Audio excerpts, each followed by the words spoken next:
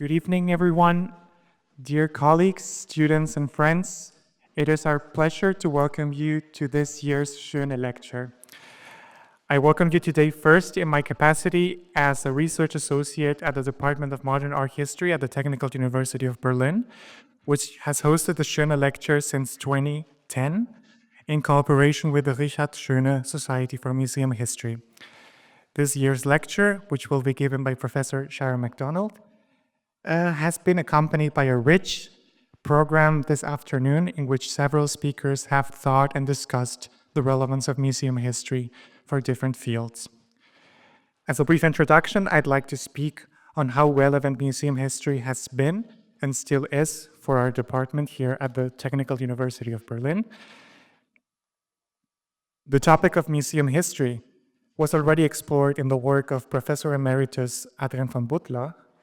In his work and his habilitation, he wrote about Leo von Klenze, the architect in charge of iconic milestones of museum history here in Germany, such as the Glyptothek in Munich, which you can see on the cover of his book, Leo von Klenze, Leben, Werk, Vision. This topic was then expanded by the establishment of the Department of Modern Art History led by Professor Benedict Savoy, which brought new questions to our institute, ranging from Napoleonic plunder and early museums to projects such as the International Conference on Transnational Museum History, which took place in this very room in 2012. The results of which were published a year later by De Gruyter in the volume The Museum is Open Towards a Transnational Museum History, 1750-1940. This project was led by Andrea Maya and Benedict Savoy. And then also the establishment of the Leibniz cluster translocations in 2017. As the last example of the relevance of museum history for our department, first I will say that with these these developments with the professorship of Benedict Savoy, the department has become an important center for the inquiry on the history of museums nationally and internationally, increasingly expanding the geographies of the field through its unique transnational approach. Among the many projects, and I come now to the Atlas of Absence, is the reverted history of collections that has been taken place during a transnational project between Cameroon and Germany. And the result, you can see it right here, the Atlas of Absence was published open access in 2023. Exactly. As you can see, museum history has been relevant for our institute, and it will be for many years to come. And we are happy that the Schöne lecture is a sort of a come together of people interested in the history of museums to discuss its relevance and keep exploring it further. And now my colleague Sophia Grefe will be presenting the speakers of today's lecture. Thank you so much.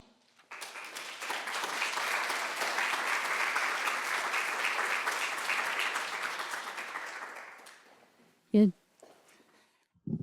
Dear audience, it's a pleasure to introduce Sharon Macdonald as the lecturer of the Schöne Vortrag 2024, a very special occasion as we are celebrating the 30th anniversary of the Richard-Schöne Gesellschaft, who's co-hosting that conference here today. Sharon Macdonald is very a dear figure and a colleague, not only a dear colleague, but a very important figure in our field. She has been building bridges between many fields, and as we will see from the institutions she is affiliated with, she was also enabling much research with other colleagues were able to perform due to her engagement, due to her power, due to her strength. Sharon Macdonald is Alexander von Humboldt Professor of Social Anthropology at Humboldt University in Berlin. She's the director of the Hermann von Helmholtz Center for Cultural Techniques. And just recently, she's taken up the directory of the Käthe Hamburger Kolleg called Inherit, Heritage and Transformation. She co-leads that institution together with Eva Eninger, and much of which we will hear probably this evening is also to be seen in the context of that new institution and its research. Her wide-ranging research has tackled topics such as the politics and proliferation of heritage, difficult histories, and contentious collections. She's currently especially keen to research questions of the pluralization of heritage and conceptions of inheritance, and to explore artistic approaches. Next to being a chair at the Institute of the European Ethnology at the Universität Berlin, she is a honorary professor at the University of Aberdeen, a research associate of the Pitts Rivers Museum at the University of Oxford, and was recently a visiting professor at Tsinghua University in Beijing. We are very much aware of the rich publication list of yours. What I'd like to mention today are two very recent publications, and one of which is to be published yet. Together with Irene Hirden, Sharon Macdonald, and together also with Andrzej Zadawski, Sharon Macdonald edited a special issue of the so-called Berliner Blätter, which is entitled Germany's Changing Memoryscape, Post-Socialist, Post-Migrant, and Post-Colonial Dynamics, which was published this year, 2024. And together with Tal Adler, you're going to publish an anthology next year as a forthcoming publication called Artistic Provenance Research, to be published with transcript. It's a pleasure to have you here tonight. Very much looking forward to your lecture entitled Which Museum Histories? The floor is yours.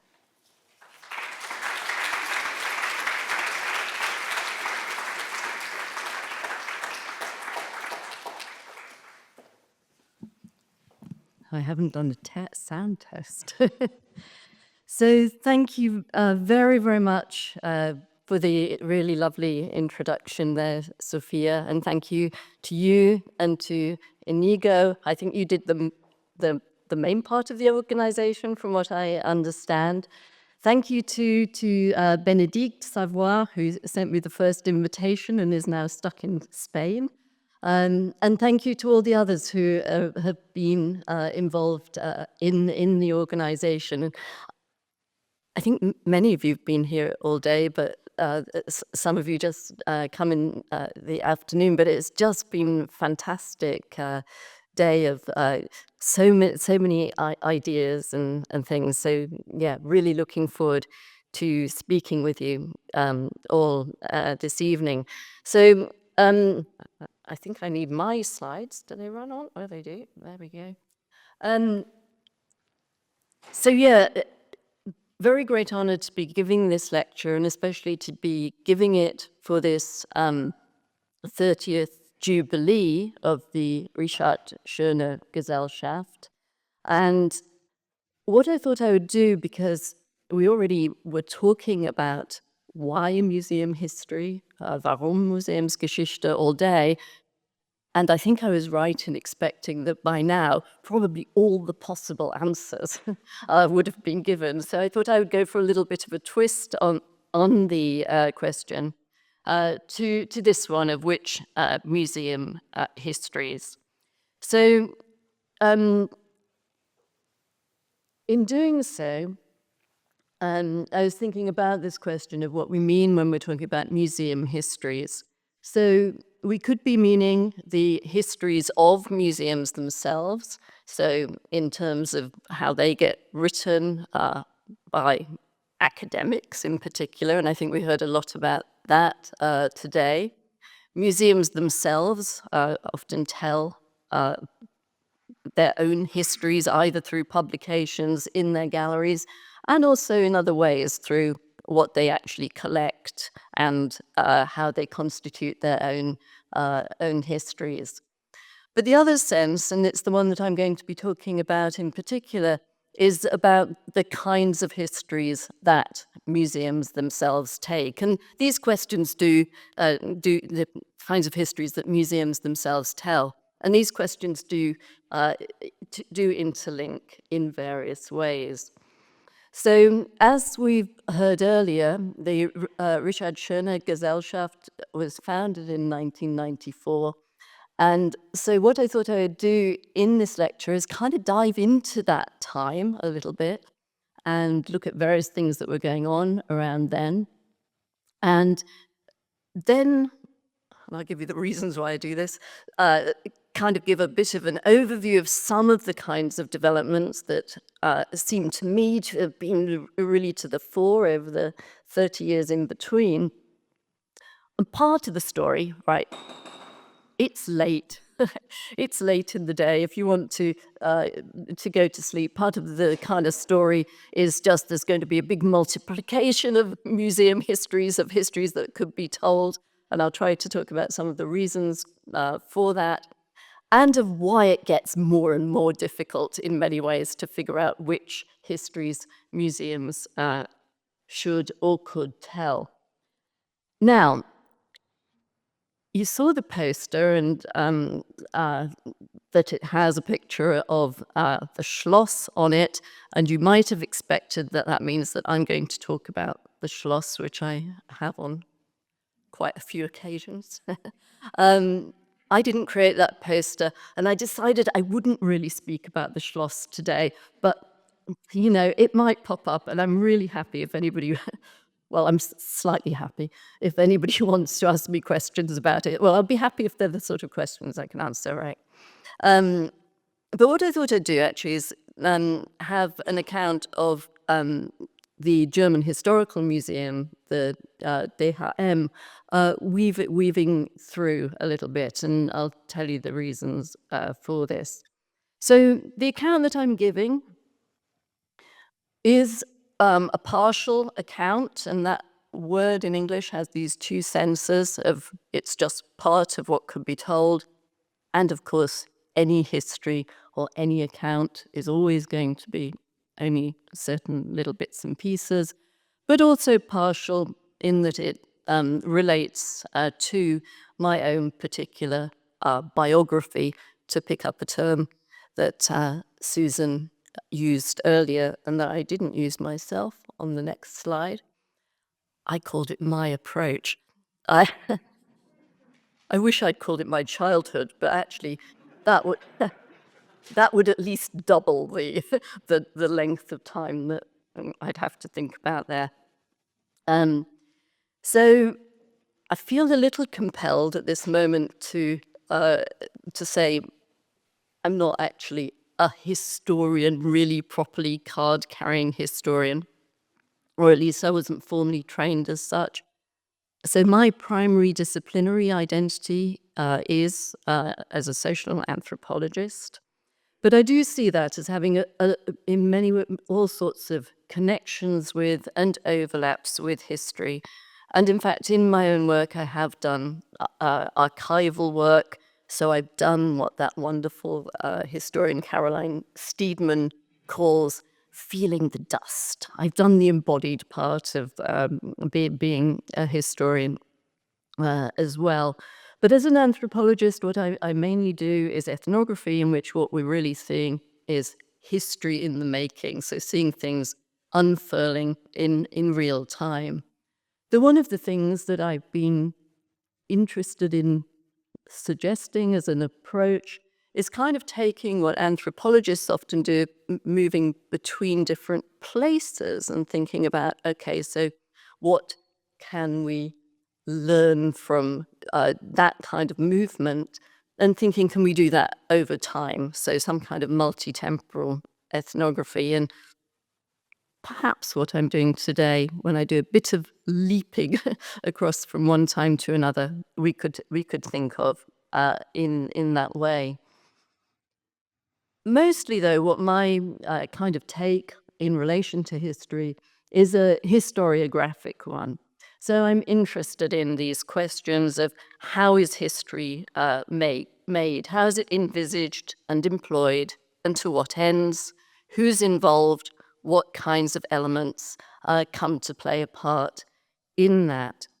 And so that kind of raises questions that sometimes go under these labels of things like historical consciousness. So I am very interested in those questions. You know, how are people thinking about the past? What are the possibilities for other ways of doing so? Sometimes these, terms like meta-history are used for this. Memory is another term that I work with quite a lot. Though I also have some problems with it analytically, which is partly why I came up with this term of past presencing, in order to look at multiple ways in which pasts can be brought into the present, and to sort of get away from some of the possible analytical problems that memory can bring with it. I've ended up, though, slightly to my surprise, working especially with the concept of heritage, about which I have all sorts of hang-ups and reservations, but it seems to be doing some very interesting work in the academy and also in practice at the moment. So I'm running with it, and I'll say a little bit more about that later. But putting it kind of at very basic terms, the kinds of questions that I like and I'm into are these of, well, which histories get told, when, how, why, by whom, and with what consequences. And so that's meant that I, quite often end up looking at museums. And I keep thinking I might do something else, but they keep pulling me back. But they're important places, I think, for these kinds of questions, definitely. Now, over the years, and if I went back to my childhood, then it would be really tricky. But I could only cope really with the some things since I moved to Berlin in the last, just a tiny bit over 9 years ago now. But I've been very, very fortunate over all my career, really, to have worked with some really great people. And what I've just listed up here are some of the projects that I've been involved with, and it's been a massive privilege, and I've had chance to learn from so many people, and some of them are here, and thank you, those of you who I had chance to learn from. I won't end up able to mention more than a little bit, but there's a couple of websites there which talk more about some of that work. So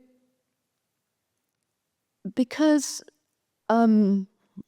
this is the 30th Jubiläum of the Richard-Schöne Gesellschaft, and earlier Sophia said something about this, and but I was aware that some people are coming just in the evening, and maybe some of the people who come might not have followed it in German.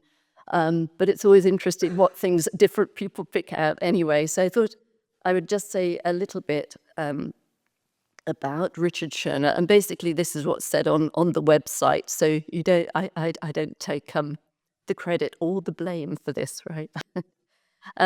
So he himself trained as an artist, which is why he could do that beautiful portrait of himself. Though I have to say, looking around this room, pencil drawings of men, quite a lot of them. So I didn't plan to add another one to the to the collection, but I see that I'm doing so. So very interesting career, and constantly trying as well to kind of keep his relationships with the art world, and ending up as the general director of the Königliche Museum in Berlin. So he became that in 1880. So he was really, really involved in the building of museums at a really, really significant time. So things like the establishment of the Völkerkunde Museum went on under him. So in effect, he was kind of setting up some of the future of museums that we will be looking back at from the past. So the society itself says this is what it says, and I think we've seen it in action today. So set up to to look at the history of the museum as an institution and serve as a critical forum for current trends in museum research. And I think clearly what's happening in the department here at the TEU is absolutely doing that in such a strong way, and the work of the Gesellschaft. And this bringing awareness to a wider public of the significance of museums and their history. And again, through the many publications and events that have been held by the Society, including the one that we enjoyed today, absolutely doing this.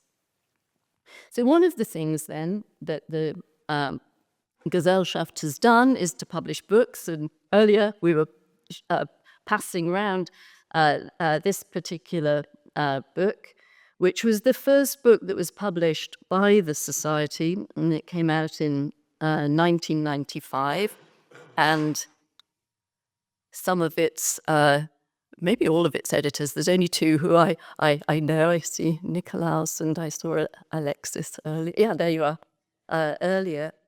And as was mentioned earlier, that the title of this whole conference, Warum Museumsgeschichte, was a reference to the introductory chapter that Alexis Joachimides wrote for that volume.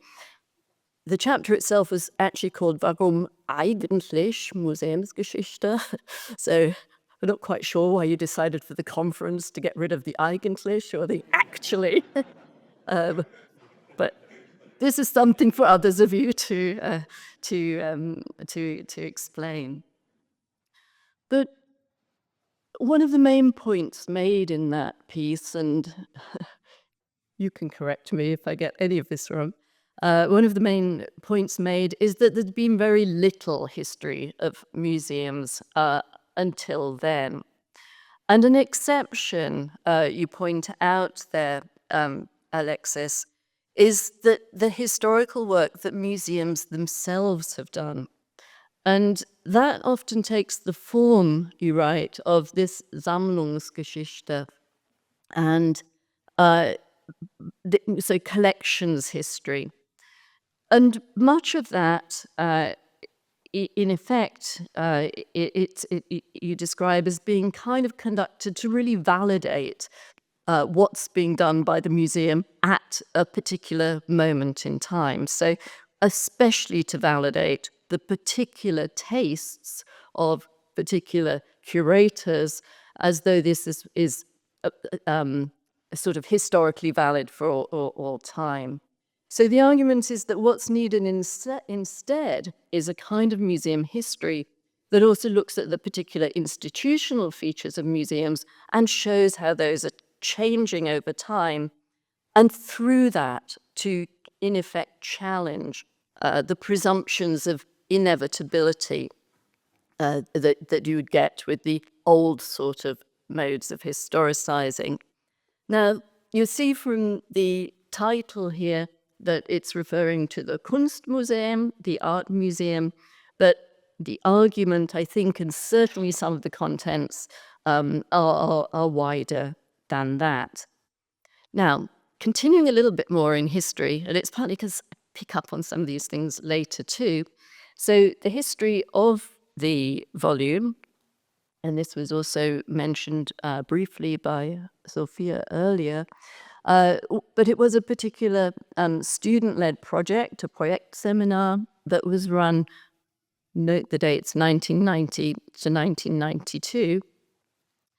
And it's wish I'd been a student on it. So it's titled there, Der Grand Louvre als Vorbild für Berlin, ? So the Grand Louvre was the project by President Mitterrand that began in 1981 for this major redesign and expansion of the Louvre, which at the time was really pretty controversial. And it kind of, I suppose its culmination was the pyramid by I.M. Pei that was completed in 1989. And what was going on at the Louvre was really informing museum debates internationally in the late 1980s and into the 90s. And then especially for these arguments about culture and commerce, because under the pyramid and running under then the Louvre was this whole concourse of shops and so on. And these questions about commercialization, consumerism, Disneyfication, these were the kinds of things we were talking about then, were very much in vogue. And I went to look to see what did I write in, or what did I publish in 1995 as well. So the year that it came out. I'm glad I didn't choose the year before, because that year I only wrote and published something called Whiskey, Women and the Scottish Drink Problem. But in 1995, I was on trend, and so I published one thing called Supermarket Science, which was about the Science Museum, which is where I'd done a kind of behind-the-scenes ethnography, and another called Consuming Science, so it's right into the consumer stuff, which was based on some actually on visitor research. And Nikolaus Bernau, in one of his chapters, he writes about how in Berlin there was a discussion, so this time of thinking what to do about the Berlin museums, but discussion of whether to create what was called a Turbo-Rundgang, or maybe a Touri-Autobahn, through Museums Island at that time, and noting that those terms and how they got used in Berlin, there was a kind of disdain for this idea of catering to the wishes of visitors that was really expressed by the elite Berlin institutions. But of course, there was a lot else going on in Berlin and Germany more widely in the early 1990s. So there'd been extensive wartime damage to museum buildings, as well as many collections having been destroyed or damaged in the war. And we heard from Paul Hoffmann earlier about that. So some collections that have been carted off to Russia or other countries and only coming back in the 50s. There'd been reorganization of museums and of museum organizations, and there'd been various rebuilding, particularly in the West. And this is an image from the book, and it shows, the central museums that were under discussion. Interestingly, Dahlem isn't in there. Maybe just a bit awkward on the page, I don't know, but those museums didn't seem to feature much in the discussion, which is kind of interesting in relation to later. So this question, though, that was absolutely then on the agenda was what to do with the museums in the face of reunification. So what of the past to retain, what to alter? And history itself was invoked in this, not surprisingly, because history is really always a ready source for designing futures. And as Nikolaus Bernau shows in his chapters, it's really interesting, some of the actually misleadingly selective interpretations of the past that got kind of pulled in to help justify a particular argument. So there's one thing going on of like whether the here over at the Kulturforum area, a sort of second Museumsinsel should be created, for which somebody dug up some old documents by Boder and said that he'd wanted it, but it had fallen flat anyway in those times, which wasn't mentioned, and he later retracted it, and so on. I found very interesting too that one thing that was a subject of debate at that time was whether the history of the museums themselves should be shown in the museums. And what was counted as the modern approach was very much to not show the history of the museums. And that's quite interesting in contrast with what comes later, when there's a definite trend. So when we get to the later time, a definite trend of museums to include somewhere at least something about their own histories. Now, although that argument for not showing the history was justified on this was modern artistic strategy, this was artistic modernity, it was probably quite an attractive strategy as well at a time when those histories were especially contested. So, what histories to tell? These questions were absolutely in your face and unavoidable at that time of the ending of the Cold War. Statues were being toppled across so many of the former socialist countries. Museums were being revised, new ones created, as nations sought to proclaim their freedom and independence. There was lots of discussion about Francis Fukuyama's end of history thesis, this argument basically that the big motor of change had been the conflict between socialism and liberal capitalism, and that now what this signaled was the final winning out of the liberal capitalism. So he's not saying nothing's ever going to happen anymore, but that big motor of world history, as he saw it, was coming to an end. Interestingly, he published the first version of his essay in early 1989, so before the fall of the Berlin Wall, so really looking at other developments. At that point, his essay had a question mark. Later, he published other versions, and the question mark is gone. Though I think by now we might put it back. It's something we could definitely discuss. Anyway, the question for Germany, of which histories to tell,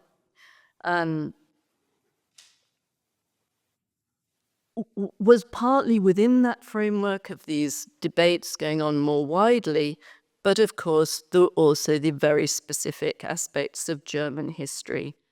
And those were already very much under discussion. So questions about the National Socialist past, about Holocaust, how those should be displayed, narrated, talked about within the German public sphere in general, but also within museums, were absolutely on the agenda. They'd begun in the 1980s and with what's called the Historikerstreit. Oh yeah, I did put that on. The historians, it usually gets translated as historians' debate, which doesn't seem nearly as sort of fierce as Streit, so we'll stick with the German here, I think. And so very much concerned with that question of whether it was defensible to compare the crimes of National Socialism with those elsewhere, so especially under Stalinism. And as I've written about myself in some earlier work, and where what I did was looked in depth at what happened in Nuremberg post-1945 with architecture, so specifically the Reichsparteitagsgelände, the rally grounds that were built basically as a staging place to stage the annual rallies, and how they've been dealt with afterwards. It's really what you really see happening, and I think you see it elsewhere, is that kind of from the late-ish or second half of the 1980s, you get local history groups pushing for a different approach to the modes of display. And gradually what comes about, and I think it is fair to say that Germany really was where this got going, is a shift in, or not a shift, something else coming alongside other modes, but putting the difficult heritage, the accounts of one's own nation's perpetration on display, and doing so. And that's something that's really become more widespread internationally, though absolutely not in all places. And it also often, when it is, it involves various forms of containment, sort of damage limitation. But what then happens in the 1990s, of course, is there's yet another difficult heritage to deal with. So that of the German Democratic Republic years, and including its versions of the National Socialist too. So it starts really absolutely being compounded. These issues, discussions about them are going on all over the place, but one of the places that faced dealing with them especially was the German Historical Museum, the Deutsches Historisches Museum. Now, in fact, that had been begun before it had been founded before the fall of the wall and of reunification. So it was one of Chancellor Helmut Kohl's projects, which also included being founded just slightly before the Haus der Geschichte, which was supposed to deal with the post-1945 histories. So it was part of a wider development of looking at German history, and with the idea of a critical look at history. There was also in the East, they started from 1950 and based in the Zeughaus, the German Democratic Republic's Museum of German History, the Museum für Deutsche Geschichte. So what then happened after reunification was that there wasn't a merging, actually. What happened was the Deutsches Historisches Museum, the DHM, with its staff, moved in and started and held their first exhibitions there from 1991. And I thought I would note its IMPI extension, maybe inspired by the Louvre, I don't know, that started up in 2003. But I wanted here to make a little bit of a personal turn, because there's a little bit of biography, not childhood. So for my own kind of getting involved in Berlin's museums, histories, and so on, and coming to, I first came to Berlin, I think, in 1983, but coming in around about these sort of mid 1990s or late 1990s time, was partly because of a curator at the DHM, Rosemarie Bayer, or later Rosemarie Bayer de Haan. And I thought it's very appropriate to mention her here today as well, because she did her PhD here at the Technische Universität, and later she became an honorary professor here at this university. So she'd invited me to a conference originally, and because my own personal archive is in a mess, I couldn't quite check out what year it was. Maybe it was 97, I'm not sure. But over the years, through chats at conferences, at her office on the Spree, which she described as the most beautiful office in Berlin, and I think she was right, and other places. And yeah, I had a chance to talk with her. So she'd begun as a curator in the DHM when it was not yet, so in 1989, so pre-unification.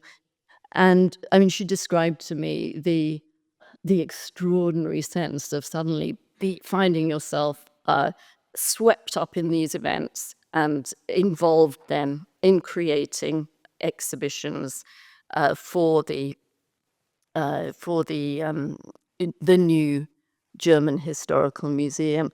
Now, very sadly, Rosemary died much too young last year, and so this is also a little bit of a shout out for Rosemary and her work. And that, yeah, it's sad that she didn't get to write the memoir that I was constantly going, you had to write your memoir about this, because it was such a significant time. But she did write a lot of other things, and she made very, very insightful comments on the nature of a history museum and the telling of museum histories. And one of the things that she argued, and and this is as somebody absolutely steeped in the debates and in the practice, and she was very active internationally and especially in European organizations. So she was a really great observer as well as practitioner in the museum context. And so she writes, and I've taken it from an English essay that she wrote, but she'd been working on these ideas for much earlier. So the top book there came out in 2000. So, but she writes that a history museum today is totally different from a history museum of the 19th century or even of the 1950s and 1960s. She saw the 1970s as bringing new developments, particularly those of social history and oral history. But she argues that since then, it's become even those kind of categories, the interpretive categories that came along with those of the 1970s and 1980s, she argues, so things like class and gender and social history, her argument is that these have gradually faded away. And just to read the quote, in their stead is a patchwork of interpretations, points of view, and diversely attributed meanings. This has also led to those who work for and with museums giving more critical consideration to their own constructions of history than they ever have done before. So she talks about that as well as part of what she sees as this kind of wider crumbling of clear-cut givens. And I think that kind of sense and language was quite prevalent at that time. And she theorized this, so it raised questions about the idea of the nation as a category, among others, and interesting to raise that question from an organization like the DHM, though, to be fair, from its beginning, it never had the word nation in it, and nation has that great difficulty post-National Socialism in Germany. But one reason we got in touch as well was because she was kind of interested in some of my own reflections about the, or maybe that's the essay I wrote, sorry, for the conference, looking at ideas about the possible post-national and transcultural, what sort of alternatives were there to be thinking in terms of the container of the nation. So, what she emphasizes there instead is this co-presence of multiple perspectives. And she draws there on the ideas of the sociologist Ulrich Beck and his ideas of second modernity. And you see that in the title of the edited volume that came out from the conference. And his ideas of individualization. And his idea there is that what has happened with this so-called second modernity is that people can increasingly, they're not tied down to the kinds of social worlds into which they're born. So people don't over generations just live in the same kind of social worlds. They're also exposed to multiple other perspectives through their own travel, people traveling to where they are, through the media, and so on. So people are living amidst this great variety of possible perspectives. And so they themselves kind of need to self-style themselves in many ways, but including in relation to history. So they will be building up their own particular distinctive and self-styled perceptions of history. And Rosemary was interested in trying to think, well, what would that mean in terms of actual museum practice? How would you do that? And so she was interested in thinking about themes that would transcend nations.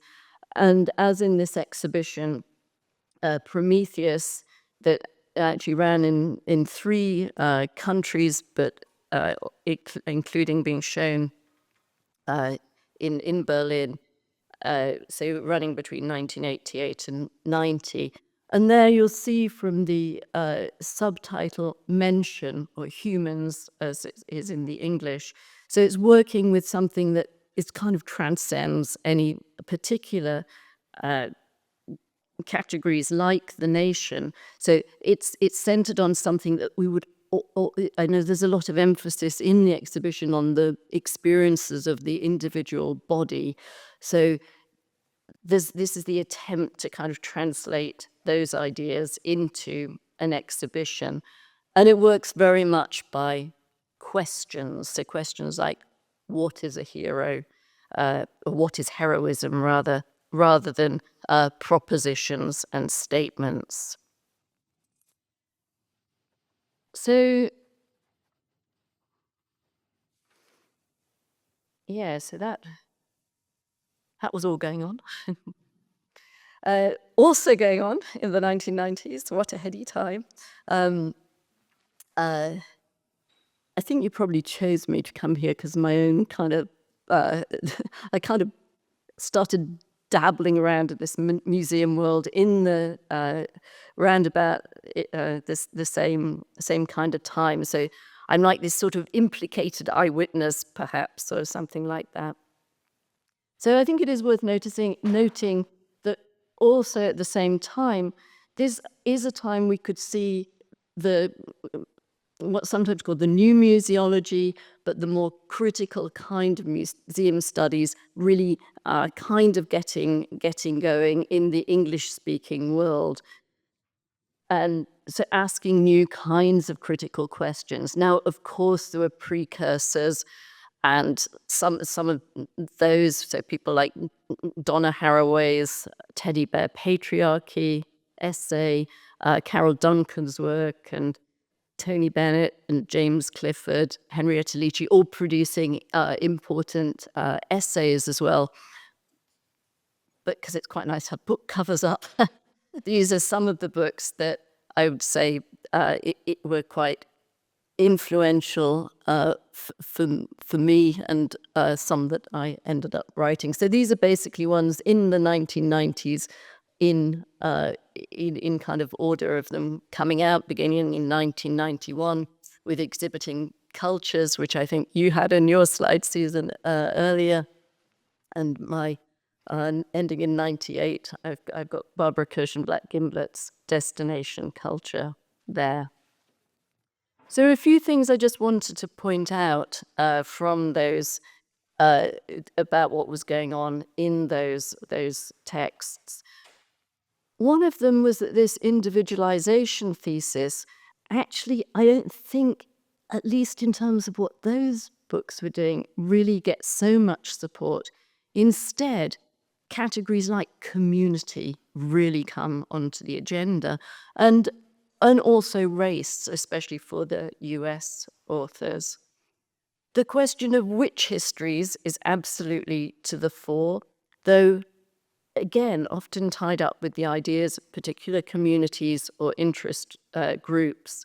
So the Handler and Gable, the New History in an Old Museum, really wonderful ethnography of how a progressive social history, the so-called new history, can really go wrong in actual museum practice, ending up with this derogatory racializing.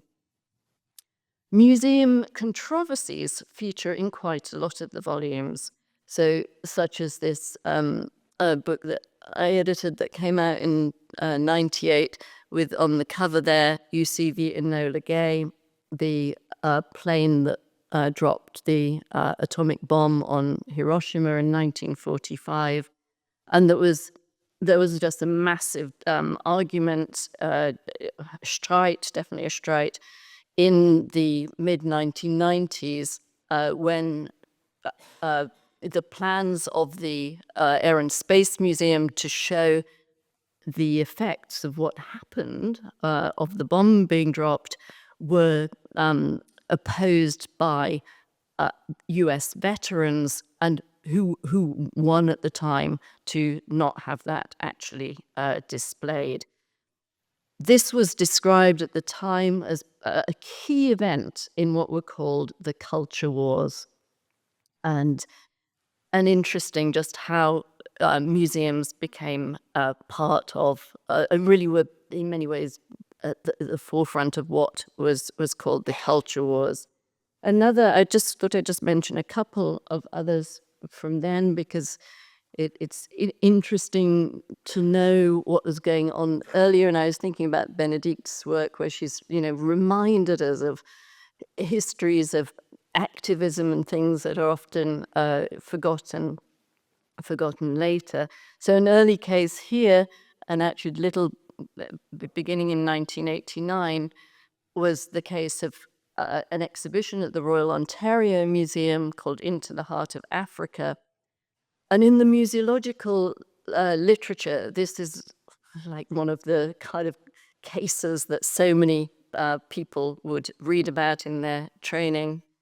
And what happened was an exhibition that was actually very much designed with the idea of being a post-colonial, right-on exhibition, ended up being seen in very different ways for pretty interesting reasons, and actually being very denounced as a racist exhibition. And I know from curators in Britain in particular, it sent massive shockwaves through the museum world, because people became very, very nervous of what could they say.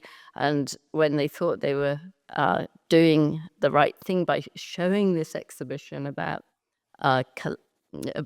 colonial collecting, it was received very differently. It's been written about later and very well by Shelley Butler in this book, which I really recommend to you. It's very, very interesting. Also raising questions about witch histories and controversies, and I thought I should just include it because it's probably Germany's most controversial exhibition of the 1990s. Our exhibitions were the Crimes of the Wehrmacht exhibitions, the first of which opened in Hamburg in 1995, so created by the Institut für Sozialforschung. So opened that same year as the Museumsinszenierung book came out. It traveled then to numerous, I think over 30, I've forgotten, German and Austrian cities, and it's showing that the kind of the German armed forces had committed crimes against civilians on that Eastern Front was really massively controversial, and then all the more so when questions about the veracity of some of the images and so on came out. Now, I don't want to go into the kind of detail on those, but really just to make this point that exhibitions and museums could become this center for wider historical controversies right on the public stage, itself really raising this question then more widely of which histories in especially politically charged terms. So, that question has not gone away. It's remained absolutely on the agenda, and it hasn't become any easier. And on the contrary,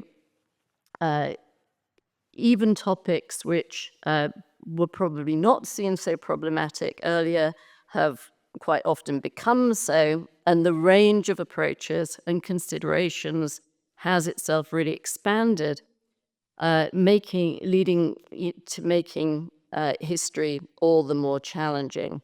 So that crumbling of givens that Rosemary Bayer referred to has continued, even while at the same time there have been forceful reassertions of some of those categories, so especially nations that she thought might disappear.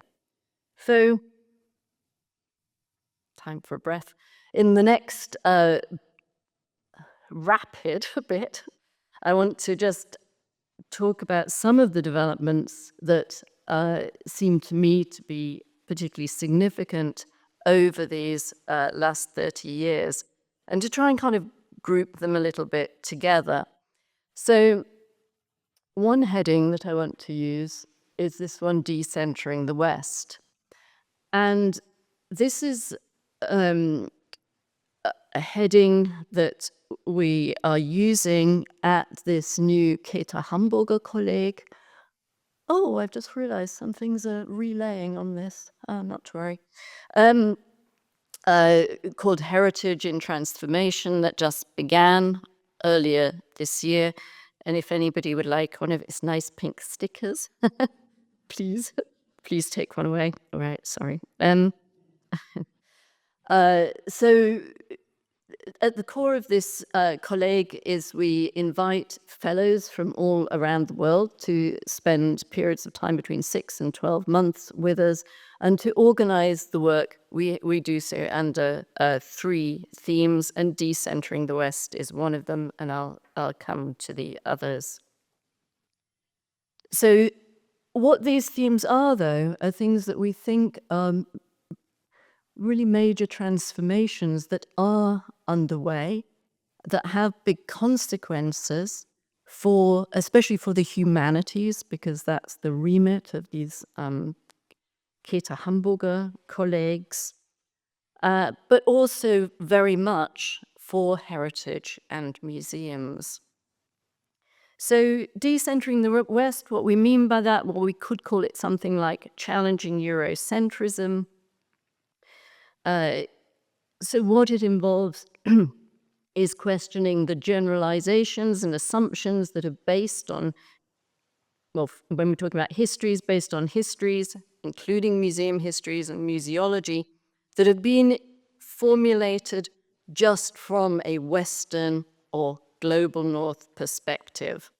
So what it involves too is interrogating also how to think about the terms and the issues themselves, recognizing a greater plurality of possibilities. It means taking situatedness seriously while also attending to global interconnections or global interconnectedness and its consequences. So the growth of global histories we could see as part of that. And it's involved various developments, a lot of toppling of statues. While colonialism was certainly on the museum agenda already, as we saw with the Into the Heart of Africa example, that has come especially so during these last 30 years. And we'd see that as part of this decentering. So examples of that include, so keeping with the DHM, the German colonialism exhibition from 2016. And as you know, it's still only a temporary exhibition. There's a bit in the old permanent exhibition, but not so much. But all the same, that marked, I think many people would agree, a significant kind of escalation of public awareness of German colonialism. It received very polarized reception, including from visitors. And there's a chapter in this book by Harriet Merrow, who's actually now working in the museum, interestingly, where she analyzes the visitor responses and shows the very different responses there. And I should just mention as well, that's the book that came out from a project called Making Differences, which actually ran for quite a lot of years here in Berlin, where we were looking at many different museum and heritage locations and what kinds of models of difference and diversity were being put into play and what happens in practice. And at least one of the contributors is here. We can't, I think, here for the case of Germany and Berlin, ignore the Humboldt Forum, even though I said I wouldn't mention it. There we are.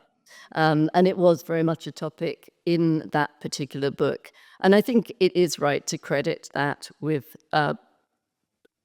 playing a role inadvertently in raising public awareness about German colonialism. That raising of awareness was due not least, of course, to Benedict and her wonderfully lively format of resignation from the board of the Humboldt Forum, describing it as a little Chernobyl, and then her very vivid statement of wanting to know how much blood drips off the objects in a museum. So really helping there to promote as well, or bound up with the growth of provenance research of objects from colonial contexts and the wider debate and action in some cases on that in relation to restitution. And her report there, of course, for Macron with Felix Saar. In early 2020s, all of this as well being compounded with what gets to be called historischer Streit 2.0, so the next version of this. Also really focusing on these issues of the singularity or incomparability of the Holocaust, but this time played out in relation to colonialism in the place of Stalinism. And we could throw in there other things like the controversies over Documenta 15. So Sophia mentioned briefly this volume that I edited with Irina Hilden and Andrzej Zawadzki, where we've looked at some of these issues, and we did so through thinking about how these three posts, the post-socialist, the post-migrant, and the post-colonial, interplay between each other, not always working in terms of that kind of Rothberg multi-directional, but sometimes in a more kind of intersectional way of compounding particular positions. So, yeah. All of these issues then really pushing this question of which histories and museums being very much at the center of this, and this entering public debate. And so the players involved also become wider. And if we want to think, is the public kind of aware of museums and museum histories, I think we can also look to popular culture for examples. And probably everybody knows about Black Panther there, but we could think about the Mati Diop's recent film Dahomey, which won the Golden Bear at the Berlinale, where she follows objects from the Musée du Quai Branly to Benin, and Sophia mentioned that I spend some time in China. Pretty much all the students told me about this, that I met told me about this example, which has gone really lively on TikTok, which is the story of a little teapot that wants to escape from the British Museum. So, yeah, so I think the aims of the Richard-Schöne Gesellschaft for museums, for this public awareness, it's kind of happening, though maybe not in the ways that one might have expected. Of the transformations, the bigger transformations that we're kind of looking at Inherit, one of them is what we call decentering the human. And what this involves is giving attention to wider environments and life forms, so not just the human, though at the same time really giving, not forgetting or putting even centrally the effects of human extractivism and especially climate crisis into the frame. So what that does is also bring in these other kinds of histories like environmental histories or eco-histories that museums could consider tackling when they're thinking about which histories to tell. And those potentially also make big changes to the sorts of chronologies that or timescales of narration that we might think of telling. Here, other than kind of focusing on the issues, I think there's a lot of scope for going further. So this one's probably in relation to museums, not yet so worked through. But what all of this raises very powerfully, and we could put under our third theme, which we call transforming value. But one question from all of this that we could raise for its implications for value is what actually then happens when we have this vast plurality of histories that could be told and that maybe even compete to be told in museums. So these have proliferated in the academy over these past 30 years. So we've got many kinds of histories being proposed, including the global, world, transnational, environmental. We've still got those early ones of the social, the cultural, the economic, intellectual, political, and all of those added into feminist, queer, Black, Indigenous, object-centered, and most recently things like speculative, potential, and critical fabulation, among others.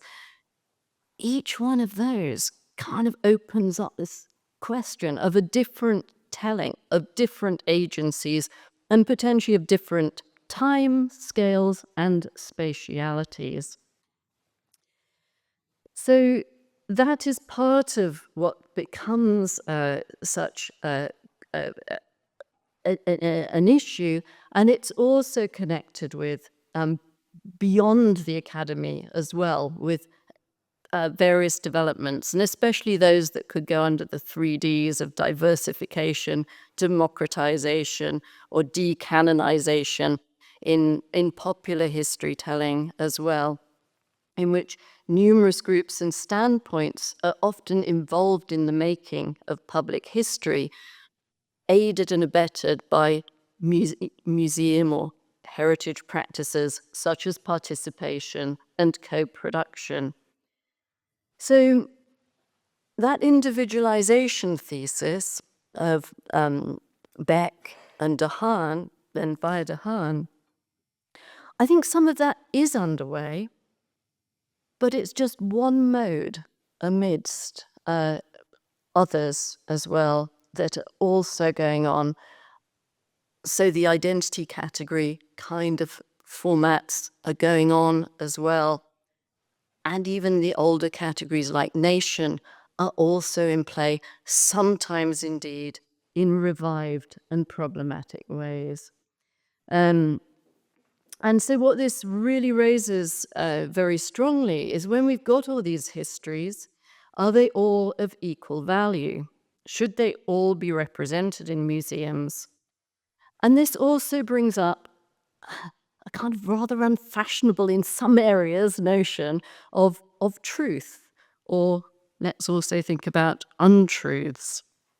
And that idea that we maybe are in a period of post-truth, which I think we have to start considering even more strongly since the results of the US election again.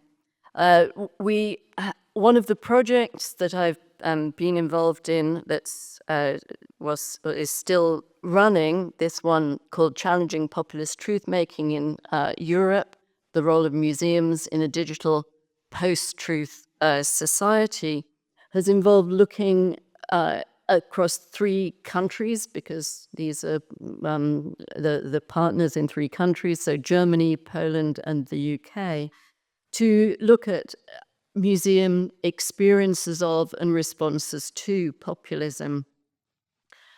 And part of it entailed a survey of selected museum staff across the 3 countries. And I have to say, I was really shocked by the number of experiences of populist attacks that museum staff had experienced, especially through the social media. And people reported often just senses of frustration and resignation about how they could do their work. And we did find that there was quite a lot of reporting of people saying, we're just avoiding some of the topics that we know are going to be difficult, like, for example, migration or topics to do with sexuality. So what should museums do, and how should they tackle their telling of history, and which histories? Now, I'm not really going to give you an answer, but instead what I thought I would do, just to conclude, is actually go to the DHM and see what they are up to. Now, of course, right now, the permanent exhibition is being revised, so it's closed. And I'm not doing any behind-the-scenes work, so I can't reveal any secrets, which is actually quite nice.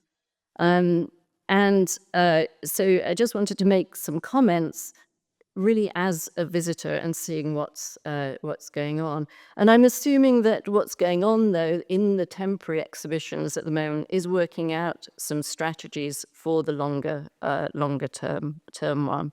So there are 2 exhibitions at the moment. The first of which has been running a bit longer, the one called Roads Not Taken, and I'm assuming lots of people have seen these.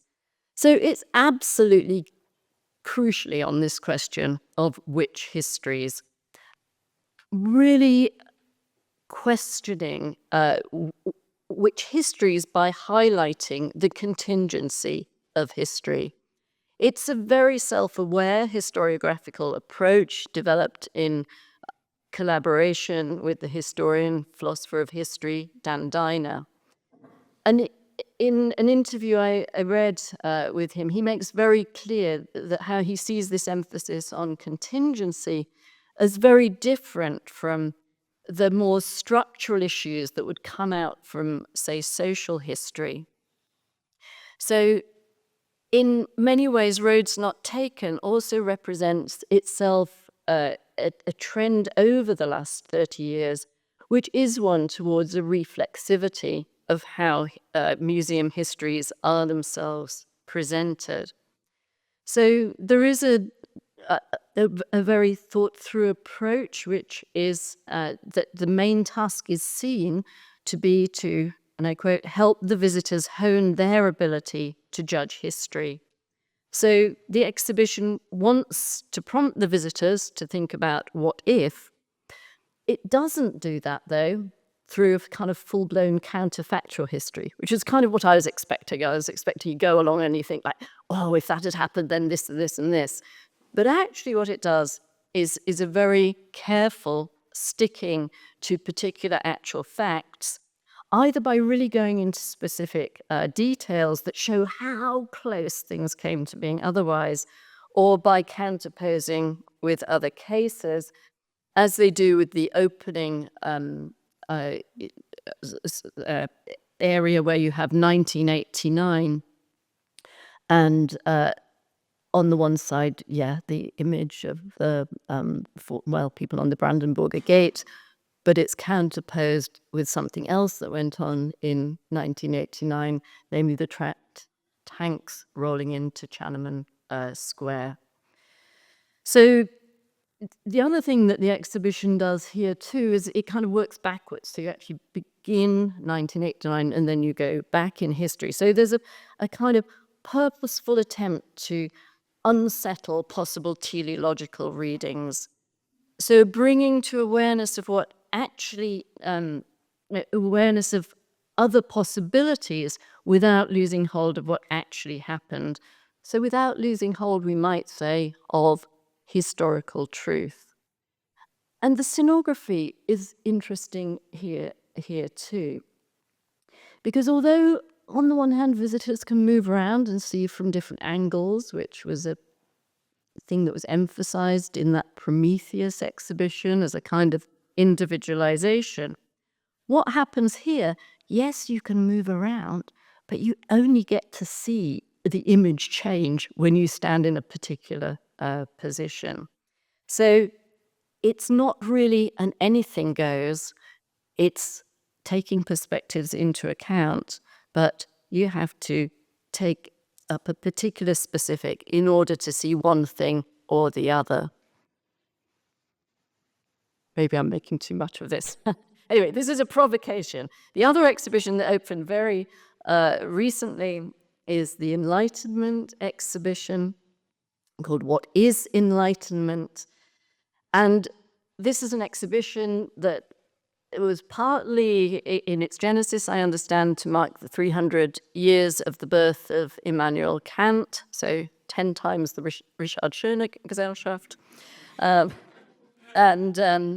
But by the time the exhibition's finished, there's not so much about Kant, though the title, Was ist Aufklärung, is a title of an essay by Kant.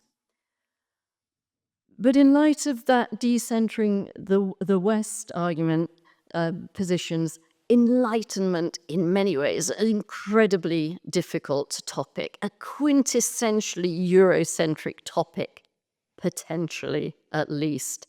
And it's been massively contested within the academy. So traditionally told as one of European intellectuals questioning superstition and false belief, developing these universal modes of knowing and reasoning capable of making a distinction between true and false knowledge, freedom, democracy, and so on, major critiques that see it as intimately bound up with colonialism and slavery and violent extractivism towards nature too. So, actually, running out of time, I'll jump a little bit, but basically what happens in the exhibition is there's some of that, but there's kind of some of everything. So there is the global history content, there's women, people of color featured to some extent, but also the usual suspects. Entanglements of slavery and racism are present, but also included the opposition to those from thinkers at the time. The phrase the Enlightenment is not there in the title, not just because of it being the quote from Kant, but for the whole approach of the exhibition, which is really about posing questions. And again, this positioning of the visitor as the judgment maker rather than the recipient of a particular thesis. And scenographically here, in this case, a proliferation of images, or in this case, this wonderful model of an eye from 1700, objects of vision and of measurement, telescopes, microscopes, and the productions of imagery themselves, speaking partly to technological and artistic developments of the time, but also to that fact that we don't all see the same thing all the time, but how we see can be changed by instruments and ideas that become available to us. So, in the spirit of letting you make up your own minds. I'm not going to say more about the exhibition, but I'll leave it to the discussion or your own visits. Very little bit of final commentary. So a lot's gone on in the 30 years since the RSG was established. But those were years, I think, when a lot was put in motion. So I tried to dive back into that time and then use it as this springboard for then sketching out some of the things that I think are especially significant and often especially difficult since then. It's been a fragmentary account working at different scales, including through my own personal experience and the opportunities I've had to learn from others, from colleagues, from students, from curators and museums themselves. I could have taken other roads. You'll all here have other versions of this time, at least if you're old enough. And maybe you have versions of them even if you didn't live through that all of that time. And so that seems to me like a good place to stop, because what I wanted to present isn't something definitive, but hopefully to open up space for further discussion. Oops. And I also, at the very end, wanted also to say happy 30th birthday to the Gesellschaft.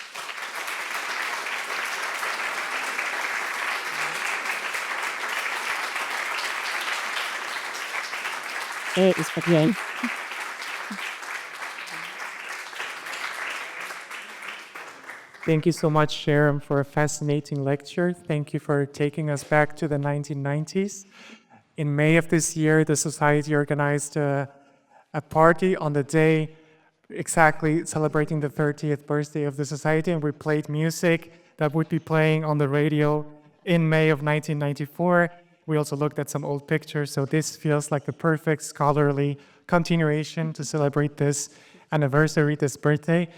Yes, and we're excited that we get to discuss about all of these thoughts. Then you brought us back to the present and even back to the future. So let's talk about past, present, and future. And thank you again for that lecture. Any questions for Sharon Macdonald? Everyone wants a drink.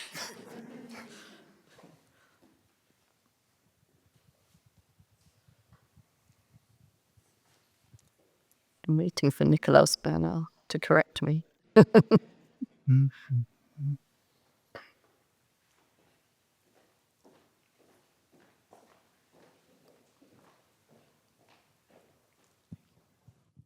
Thank you for this great talk. Just following up on your mentioning of the election in the United States, I was wondering if you had any thoughts about developments here, because the authoritarian turn is a global one, it seems, and it's also affecting Germany very much, and it's already ongoing. And I wonder what the future of museums actually looks like here, quite practically, as they're being attacked and undermined and definanced. So I was wondering whether you had any thoughts on that. Thank you. Yeah. Oh, sorry. I mean, partly actually, I put the image on the for the Wehrmacht Ausstellung of the neo-Nazi complaints about it was intended to be a kind of reference as well to some things that, I think are extraordinarily worrying. So in this project where Germany was one of the cases, but I mean, we really saw, museums often really struggling. And I think I think there's absolutely cause for being very concerned. And that's also leaves me, though, with this question about truth, because in some ways, when the sort of liberal position is, many truths, many all go together, but there are very worrying untruths and the proliferation of those. So the role of the museum to actually be a place where, actually an upholder of, or a bastion against untruth, at least, seems to me to be a very, very important task for museums now. So how to do that, I think, is very difficult, though I actually feel that this emphasis on historical judgment, that what you're doing as a museum is not necessarily so we proclaim this is the truth, but setting out ways in which visitors can themselves kind of become skilled in judgment making.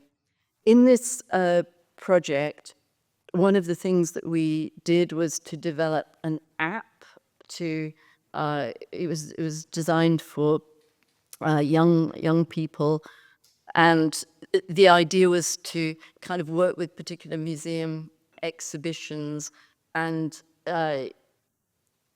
through this to, I mean, this is the theory, to help them to be able to kind of reflect on issues from other parts of their life or in social media where they might be, so they could kind of detect populist or problematic kinds of statements and positions there. But one of the things that in this project that I think was maybe especially concerning was it's not always the big cases that reach deep. So it's the everyday stuff and the way that stuff was saying.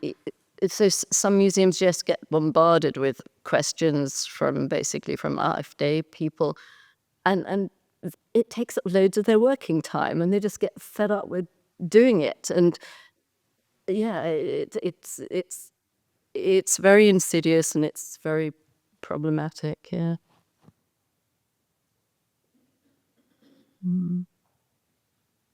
Which is rather gloomy. But I do think there's some good things going on in museums, and yeah, good approaches there.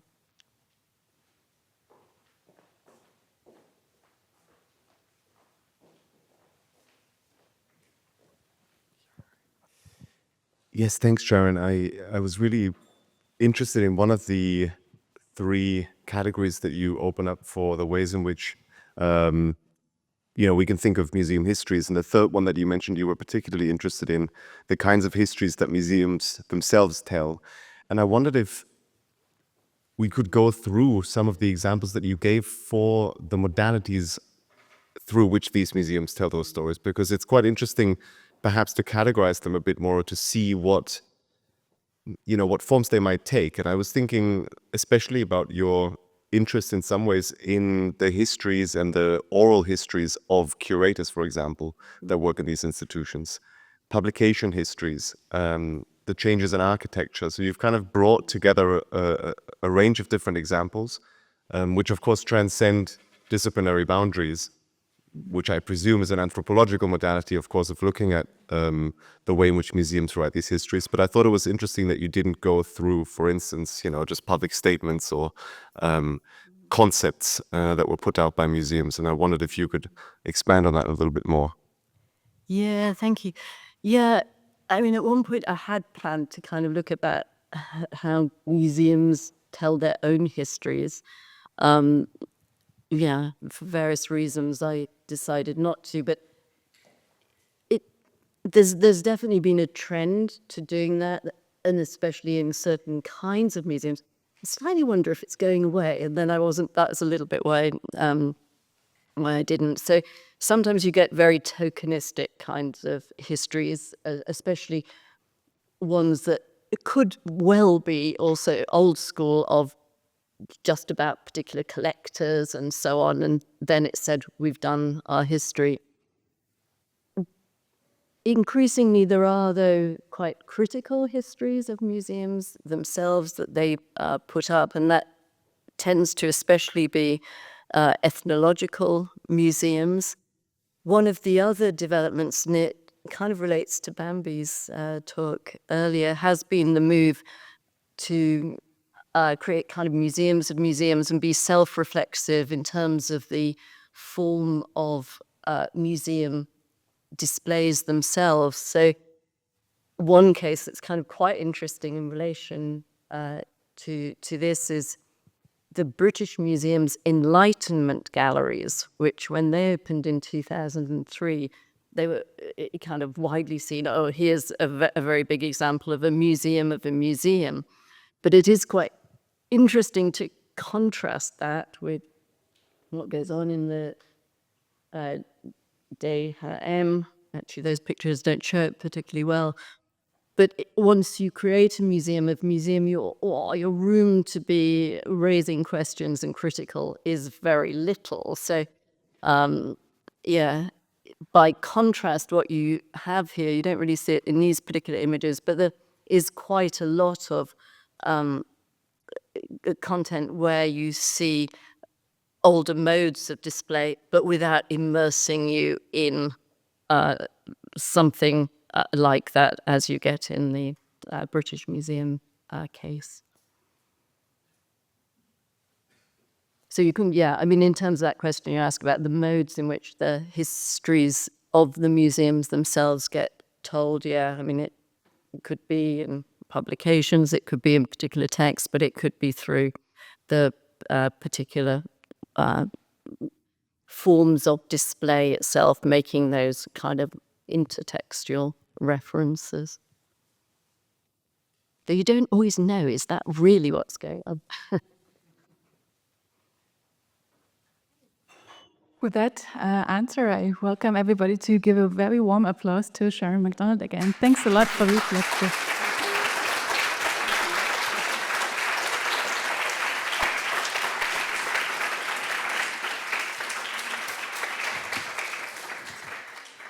That was absolutely fantastic, and it made enough ground for us to celebrate even further. I invite everybody, just after I finished what I just had to say, to the room next door to have a glass of wine with us, to have a pretzel with us. You're also allowed to go to this Lichthof to enjoy a glass of wine there. We only ask you to bring back the glasses afterwards. So please stay here, enjoy a little bit of chat. Before I say goodbye to everybody, I want to thank the very strong shoulders who made this day possible. First of all, this is Berthold Jentsch. Berthold Jentsch is the one who organized the catering. And so whatever you have a coffee, it is due.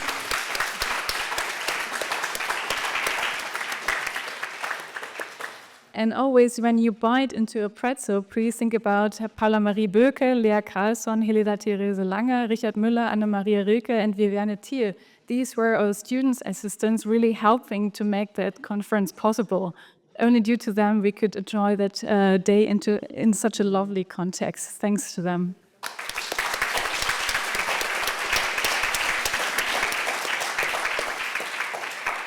Last but not least, I want to thank Ute Famula. She was the photographer in our team, but she also is a dear colleague of ours. Thanks a lot, Ute.